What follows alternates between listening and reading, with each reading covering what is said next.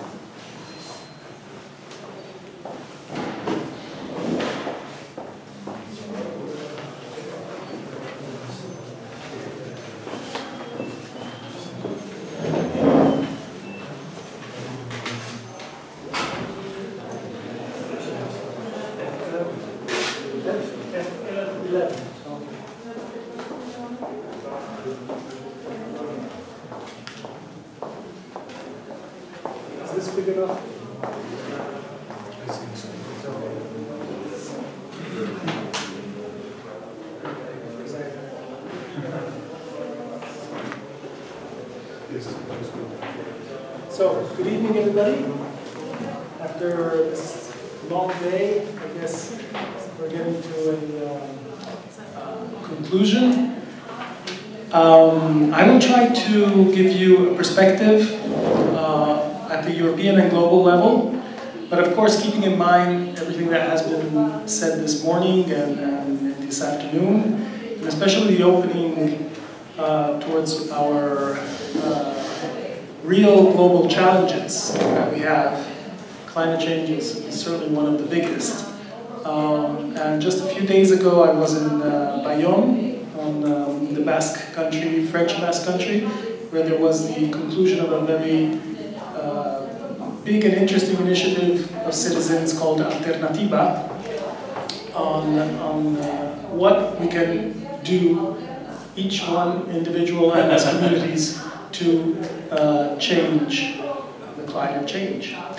And it was amazing at how many young people were there and how many different initiatives, from the grassroots to enterprises similar to the ones that you were describing, for instance, for renewable energy, and many others were there demonstrating that it's possible to do from a small village to a big city many different things differently.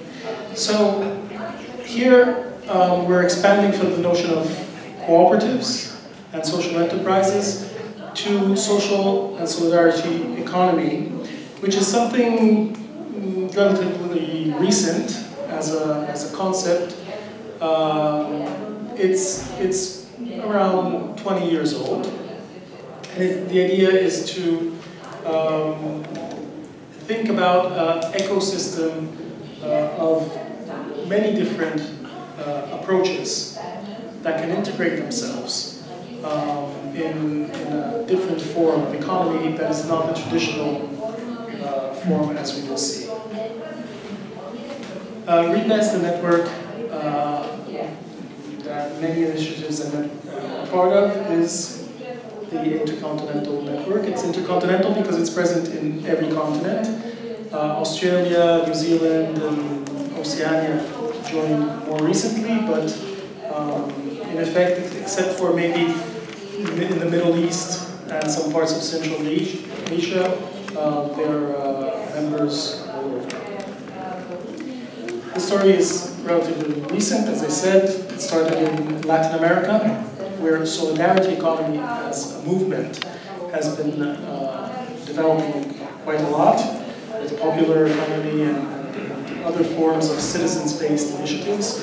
In 1997, there was the first meeting that established the network, then in North America, then in Africa, in Europe, in Asia, and possibly next time in Oceania. And throughout these global meetings called Globalizing Solidarity, new connections were established with existing movements that started to recognize themselves in a larger vision. And as a matter of fact, in the last meeting in the Philippines in 2013, we all together worked on what are the common aspects that we have, the common values and the common practices, because this is not a theory of economics. It's bringing together different alternative practices to market and neoliberal economy. And there, a global vision came out, which is a document, but at the same time is an exercise to see how we can bridge and bring together from different cultures and different practices the common traits and have a common voice. The European network, part of RIPES, was established in 2011 in Barcelona, so it's also quite young. And it has inside networks, national networks, sectoral networks, from 17 countries in the European Union plus Switzerland. Now also the UK, I don't know if it's still situated in the European Union. And intersectoral networks. What does this mean? This means that the network itself is a network of networks, or a network of coalitions, or of groups, of organizations, of cooperatives, of different forms of enterprises, formal and informal, of city initiatives as well. We have networks of cities who promote social solidarity economy. We have networks of universities. We have networks of social insertion enterprises, WISE, they're called in Europe, and so on and so forth. Here you can see the networks and the organizations represented with their logos. In the last 4 years, we've worked a lot to try to get connections also in Central Eastern Europe, where, as we've heard also this morning, the whole notion of collective enterprise or cooperatives is still having the weight of the history and of an image that has to renew itself or even change radically, so that people can not just accept it, but actually think that it's a good way to go forward. The network has two main objectives. One is to reinforce this movement of systemic change of the economy. So we're saying we cannot reform capitalism. That economic theory and practice just doesn't work for our environment, for our societies, for our communities, and it just creates more injustice, more discrimination. It's based on a division of labor that is in itself unequal. So we want economy to be at the service of society, and society inside the limits of our natural boundaries. And to do this, we have to rethink the whole economic system. The second strategic line is to try to be open to all the different movements and economic theories that exist out there, from transition towns to degrowth, to the commons, to the ecofeminist movement, to the new forms of platform cooperativism, to the peer-to-peer and sharing economy. There's so many out there that have emerged in the last years as a reaction on one side, but also out of the creativity of young people who see that their future is not in the past, that they cannot expect to have a job for life, that they cannot expect to have the same kind of possibilities, welfare, for instance, that their parents or their grandparents had. So we have to rebuild a different system. And the idea is that we don't want to each have their own little niche of people and organizations. We want to try to create a global plural movement that can work together. What is solidarity? So, because the term solidarity is not there by chance. There are maybe two different interpretations of the word solidarity. One interpretation is the weak solidarity. That is where the relationship between the two parts is unequal. There's one that depends on the other. There's one that gives a benefit in empathy or in sympathy to the other, but it is always stronger than the other. So that's where philanthropy comes out, where charity comes out, and visions of doing good, but without empowering the other. That's not what we intend for social and solidarity economy. We think more of the strong democratic version of solidarity. It's based on mutual relations and reciprocity. It's based on a direct form of democracy and a partnership. So that solidarity is also to be searched with the public institutions that represent us.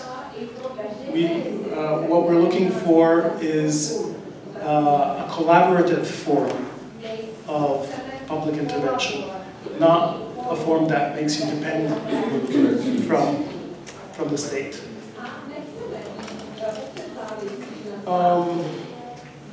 So, what we're talking about building alternatives in all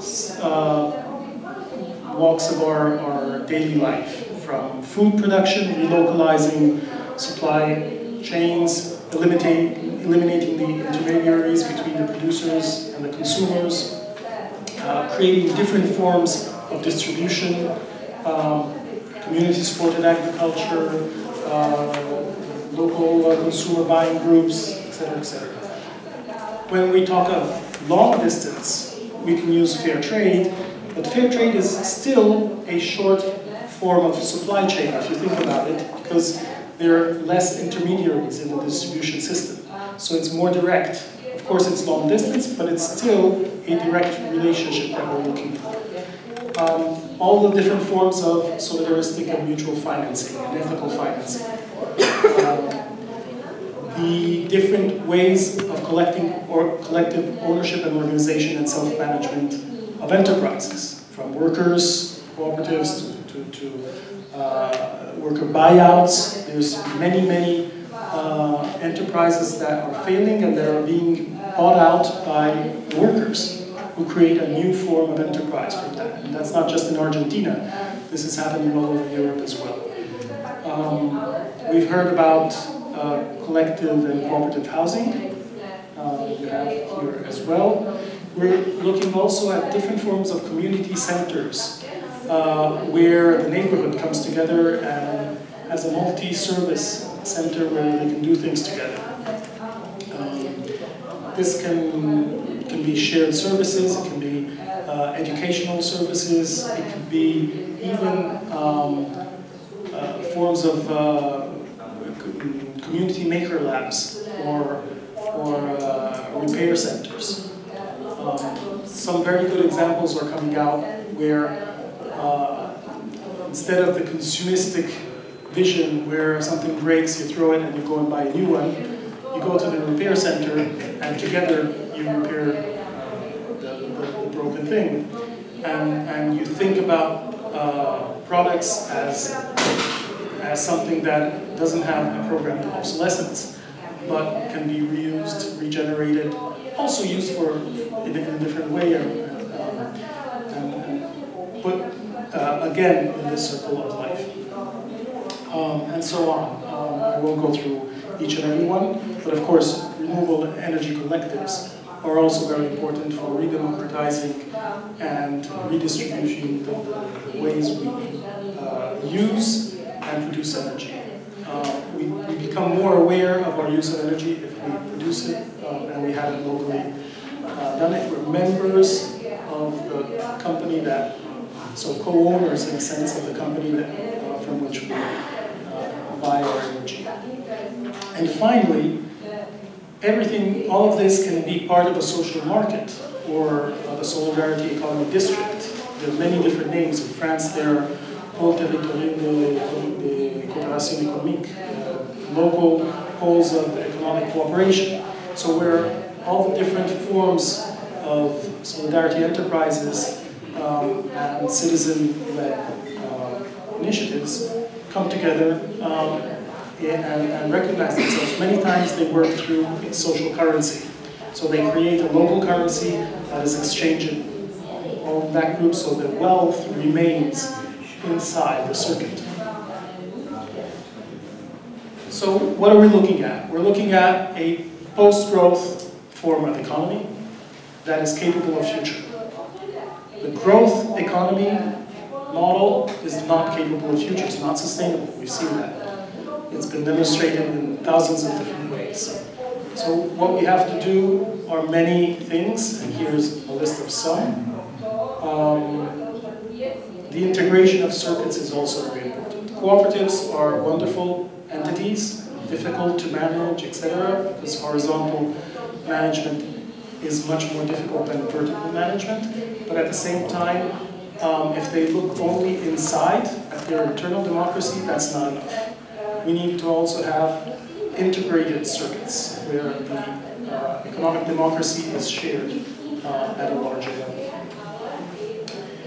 And to go from the traditional vision of the economy in three sectors: private sector, public sector, and third sector or non-profit sector, to a more hybrid form of economy, where we're looking at the integration between the different sectors.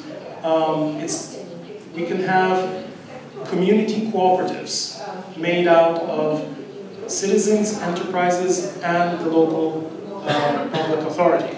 For instance, to manage energy collective or other services, that waste management or other services that can come out.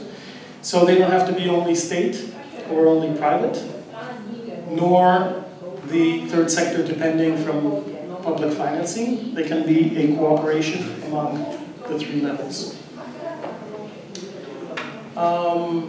It's interesting that also finally in the language of the United Nations, these concepts are becoming more and more part of the solutions that they're finding. Just a few weeks ago, the FAO, the International Organization for Agriculture of the United Nations, came out with the 10 principles for agroecology, and solidarity and circular economy are one of the more important ones in the way of reconceptualizing the agricultural production. As I said at the beginning, there are many different approaches. So how do we distinguish? Why do we call one social economy, another one social enterprise, what's the difference with social solidarity economy and solidarity economy, etc. So, I mean, in the last years, there's plenty of texts that have come out on these. I found that some of the analyses are interesting. For instance, in this case, what we're looking at is, on the vertical side, the different distribution of power. More concentrated power on the high part, more distributed horizontal power on the low part, and eco-social commitment. So here on the left, less eco-social commitment, and on the right, more eco-social commitment. So you can have cooperatives that are very democratic, but very productivistic. They can care less of the environment. And so you can have them along the whole line. Or you can have shared economy in different ways. There's a capitalistic form of shared economy, like Airbnb, Uber, etc., where the property of the platform, of the shared platform that allows to do these services, is all in the hands of a private entity, and the profit is extracted and concentrated there. Or it can be a cooperative form, a collective form, where the benefits are redistributed among the members who use it. So again, it's still shared economy, but it's very different in the way it's done.